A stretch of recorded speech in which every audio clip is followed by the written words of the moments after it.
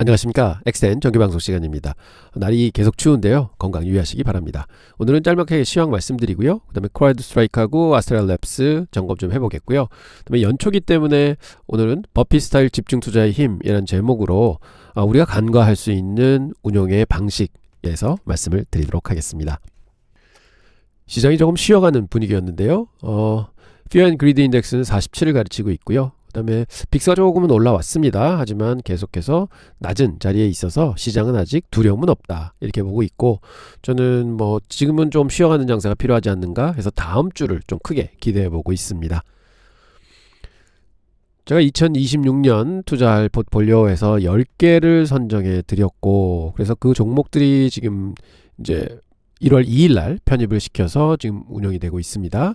어제는 0.59%가 내렸네요. 그래서 현재는 1% 정도 플러스가 누적으로 나오고 있습니다. 그리고 언더독에 반격해가지고 4종목을 말씀을 드렸는데요. 크라우드 스트라이크는 지금 어제 5.68%가 올랐습니다. 요때 추천을 드렸는데 200일 이동평균선 잠깐 깼다가, 예전에도 한번 깼다가 다시 올라왔습니다 말씀을 드렸고, 이제 여기서 반등을 줄 것 같습니다 했는데 바로 한 5.68%가 올랐습니다. 그럼 이게 무슨 일이 있었느냐 보면, 오후 세션에서 5.3% 급등하면서 시장의 주목을 받았는데요. 급등 요인은 투자사 캔터 피츠저럴드의 비중 확대 소식이 있었습니다. 그래서 그 투자 등급을 투자 비중 확대로 이제 높였죠. 그래서 목표 주가를 590불로 제시를 했습니다. 가속화되는 비즈니스 모멘텀과 개선된 재무 전망을 높게 평가했다고 하는데요. 상승이 조금 더 이어질 것으로 기대가 됩니다. 그래서 참 사자마자 이런 뉴스가 나오면은 굉장히 기분 좋은 하루가 진행이 되는 것이죠. 자, 그 다음에 아스트랄랩도 말씀을 드렸는데 어제 한 2.96% 또 올랐습니다. 그래서 사실은 여기서 25일 이동평균선을 지지를 받고 어제는 또 큰 양봉으로서 이제 또 돌파를 했죠. 그래서 저는 기술적으로는 나쁘지 않다, 그래서 많이 밀렸다가 이제 서서히 올라가는 국면으로 접어드는 거다, 이렇게 저는 보고 있습니다. 그래서 갈막하게 이렇게 시황을 말씀드렸고요. 오늘 주제 말씀드리겠습니다. 시장을 이기는 소수의 비밀, 집중 투자의 힘입니다. 우리는 흔히 분산 투자가 정답이라고 배우고 있습니다. 그렇지만 워렌 버핏은 사실은 집중을 통해서 돈을 많이 벌었습니다. 진짜 압도적인 성과를 냈죠. 오늘 이 시간을 통해서 미국 주식시장에서 초과 수익을 달성하는 진정한 전략이 무엇인지 함께 고민해 보시도록 하겠습니다. 자, 먼저 여러분의 포트폴리오를 한번 계좌를 열어 보십시오. 가장 믿는 1등 종목의 비중이 몇 프로나 되시나요? 만약 5% 미만이다 하면 과도한 분산으로 시장 지수를 겨우 따라가는 수준일 것입니다. 15% 이상이라면 여러분은 진정한 집중 투자를 하고 계신 겁니다. 혹시 너무 많은 종목을 보유하고 계시지 않나요? 평균 30개에서 50개에 달하는 종목을 가지고 계신다고 치면은 사실상 개별 기업에 대한 깊이 있는 분석도 불가능하고요. 그리고 확신의 부재로 이어지면서 1등 종목의 비중이 5%도 안 되는 결과를 낳게 됩니다. 결국 안전을 위해 선택한 분산이 시장 지수를 겨우 따라가거나 혹은 하회하는 평범한 성과만을 보장하게 되는 것이죠. 그래서 이거는 포트폴리오가 아니라고 할 수 있습니다. 지수 뒤에 숨는 값비싼 취미생활 뿐입니다 하고 말씀을 드리는데요. 분산의 역설, 이런 것들이 많이 있습니다. 보시면 예일대 연구에 따르면요, 가장 집중된 포트폴리오, 즉 5개에서 10개 정도를 가지고 있는 포트폴리오가 연평균 8.2%의 지수 대비 아웃퍼폼을 보인다고 하고요. 반면에 종목을 30개 이상 가지고 있게 되면은요, 2.1% 정도의 아웃퍼폼을 한다고 합니다. 그래서 차이가 많이 나는 거죠. 그래서 결국은 종목을 많이 가지고 계시면은 비싼 인덱스 펀드로 전락을 한다, 이렇게 보시면 되겠습니다. 근데 투자의 대가들은요, 정반대로 행동을 합니다. 일반인들은 두려움 때문에 분산해서 종목을 많이 가지고 가시지만 투자의 대가들은 그렇지 않다. 이제 한번 보겠습니다. 워렌 버핏입니다. 벅셔 해스웨이 포트폴리오를 이렇게 보면은요, 상위 3개 종목이 몇 프로냐? 52%에 달합니다. 애플하고 아메리칸 익스프레스하고 뱅크 오브 아메리카 가지고 있죠. 그리고 탑 10 종목이 자그마치 87%에 해당을 합니다.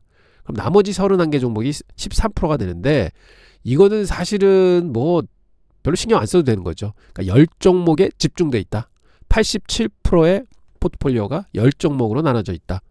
그래서 이게 진정한 분산입니다.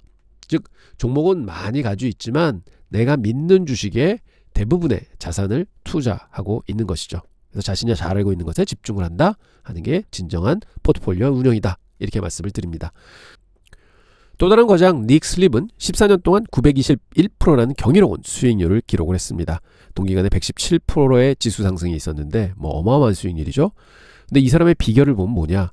아마존하고 코스트코에요 70%를 담았습니다. 그리고 오랜 기간을 그냥 지켜봤습니다. 대단한 거죠. 이는 단기 이익을 포기하고요. 고객에게 그 혜택을 환원해 주는 장기적인 독점력을 키우는 그런 기업에만 집중하게 투자를 했다 하는 스토리가 되는 거죠.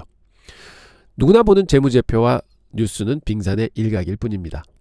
진정한 우위는 기업 문화, 비즈니스 모델, 경영진의 철학과 보이지 않는 질적 분석에서 나옵니다.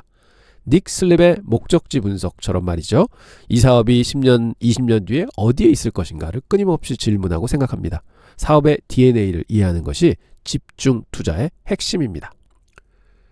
이런 성공은 운이 아닙니다. 학술적으로도 액티브 쉐어가 높은 펀드, 즉 시장지수와 확연히 다른 포트폴리오를 구성하는 진짜 액티브 펀드들이 지수를 크게 앞서가는 것으로 연구 결과가 나와 있습니다. 즉 지수하고 똑같이 따라가면 안 된다는 얘기죠.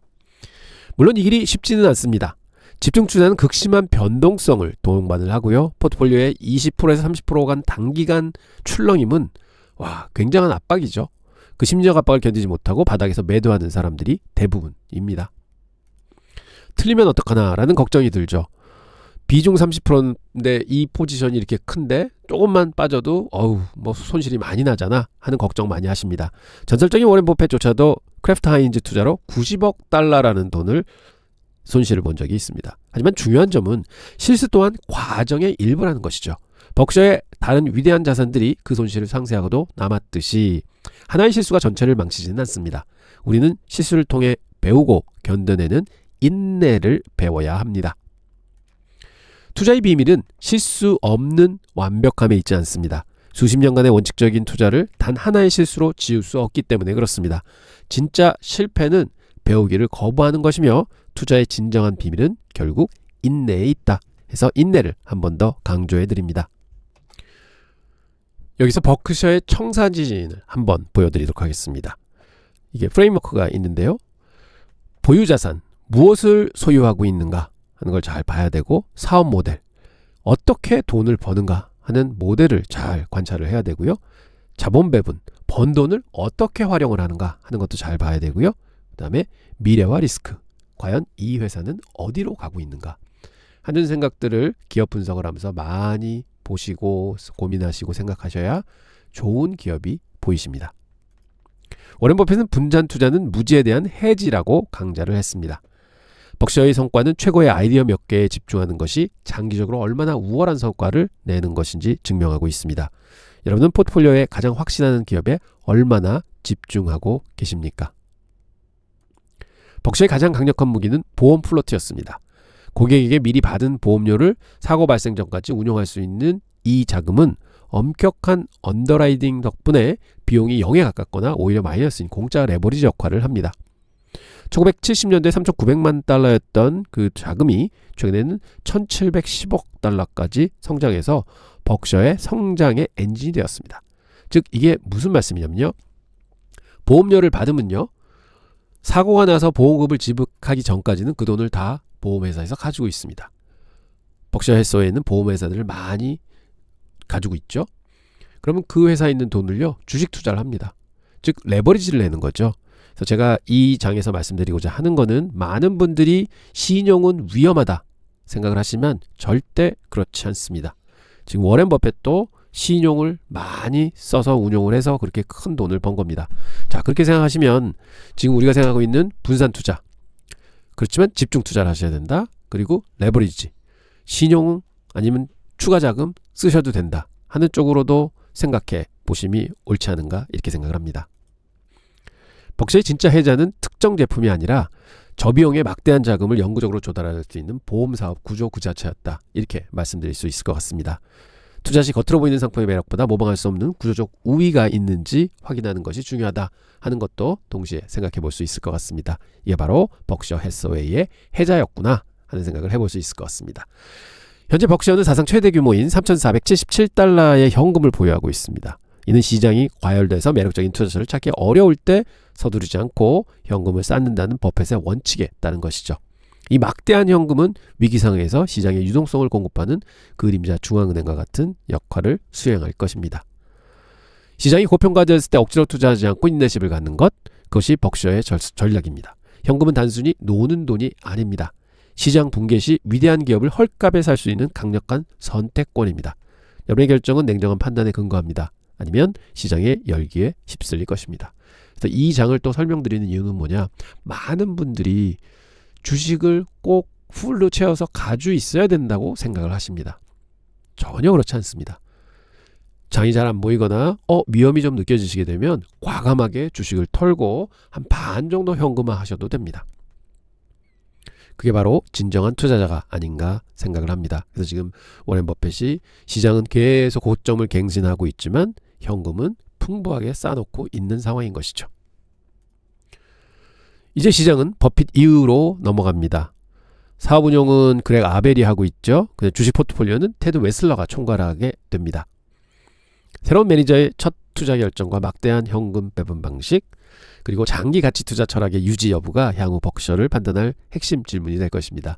이 말씀을 왜 드리냐면 지금 벅셔가 캐시를 되게 많이 가지고 있습니다. 그리고 새로운 매니지먼트가 이제 들어왔습니다. 매니저도 들어왔습니다. 그래서 과연 이 친구들이 잘할까? 근데 저는 잘할 것 같습니다. 왜냐하면 워렌 버핏이 좀 나이가 많이 들었다는 것을 저희도 인정을 하기 때문에요. 그래서 저는 한 가지 이제 투자 스킴을 하나 말씀드리려고 합니다. 라이즈 벅셔 포트폴리오 10이라는 이제 ETF가 있는데요. 종목 코드 여기 나와 있습니다.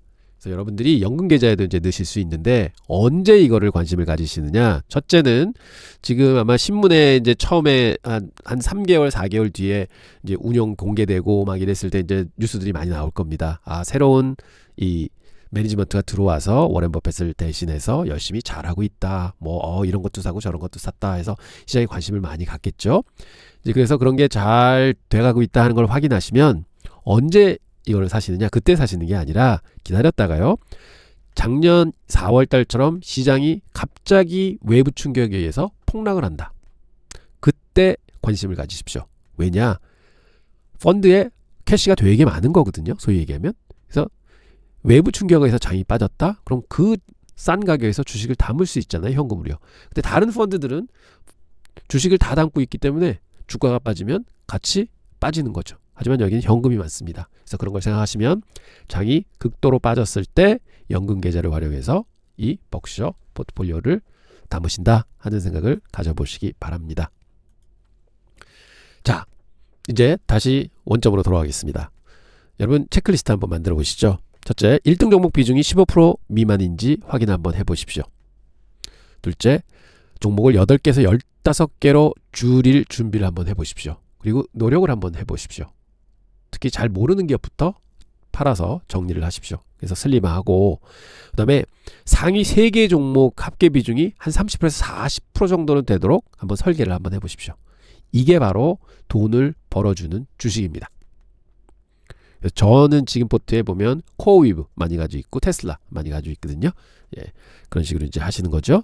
구글도 많이 가지고 있고, 그리고 마지막으로 자신만의 리밸런스 규칙을 한번 만들어 보십시오. 한 종목이 20% 초과할 때는 초과되는 부분은 매도를 하겠다. 그래서 25% 목표로 했는데 27% 사이즈가 됐다. 그럼 2%를 깎아내는 거죠. 이렇게 한번 계획을 한번 세워보십시오. 자, 이상적인 구조는 이렇습니다. 최고 컨빅션. 여러분들이 믿는 주식은요, 탑 3개만 정하십시오.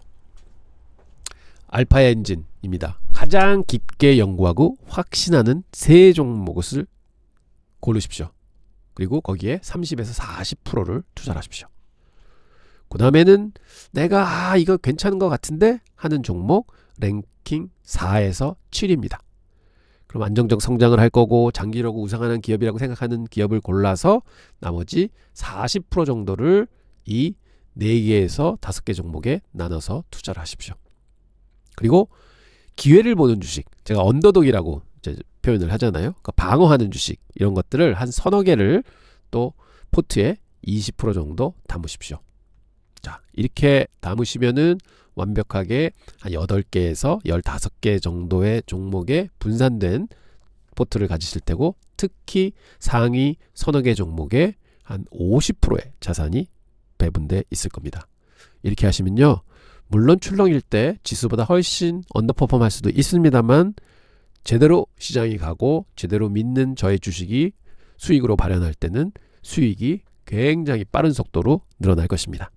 어떠셨나요? 뭐 좀 장황하게 지루한 얘기로 들리실 수 있지만 좀 곰곰이 생각하셔서, 사실은 좋은 주식을 고르는 것도 중요하지만 얼마를 배분을 하고 얼마를 투자하고 어떻게 가져가는가 하는 것도 굉장히 중요합니다. 그래서 이런 부분 여러분 고민하셔서 좀 새로운 여러분들의 틀을 한번 만들어 보시는 것도 좋은 투자의 시작이라고 생각을 합니다. 엑스템 모스 포트폴리오 보면은요, 어제 뭐 변화가 별로 없었습니다. 2.7% 손실 아직 보이고 있고, 지수 대비 마이너스 3.2% 보이고 있습니다. 좀 코인이 돌아서야지 이제 올라갈 것 같고요. 엑스템 포트는 9.57%, 어제 0.38% 정도 빠졌고, 아직 지수 대비해서 7.8% 마이너스 나 있는 상황입니다. 저도 좀 잘 운용을 해서 요거 빨리 넘어가도록 하겠습니다. 그리고 워렌 버핏처럼 기업 읽기 미주알 고주알 섹션에 놓여 있습니다. 그래서 가끔 시간 나시면은 거기 가셔서 좀 공부해 주시면은 굉장히 좋을 것 같고요. 그 다음에 트레이딩 뷰 공부방 지속적으로 좋은 영상 올리도록 하겠습니다. 오늘도 노고 많으셨습니다. 내일 더 좋은 영상으로 여러분 찾아뵙도록 하겠습니다. 감사합니다.